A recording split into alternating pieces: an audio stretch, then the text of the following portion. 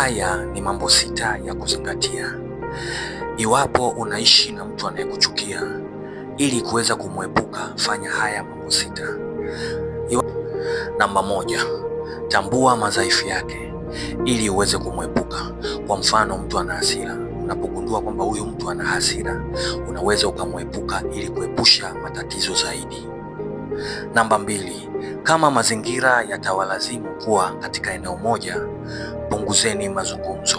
Mazungumzo yenu yawe mafupi na ambayo yanalenga jambo husika mnalotaka kulifanya.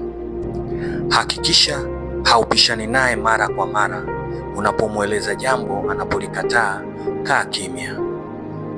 Namba 4, hakikisha unaishi kwa furaha ili kuweza kumwonyesha ya kwamba unaweza ukaishi bila yeye.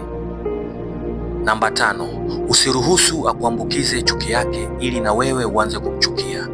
Maana chuki ni sumu. Ni sawasawa na mtu kunywa sumu alafu unasubiri mtu mwingine afe. Namba 6, hakikisha unacheka na watu wote na kufurahi na kila mtu ili kuweza kumwonyesha ya kwamba chuki anayo yeye tu na wala sio kila mtu.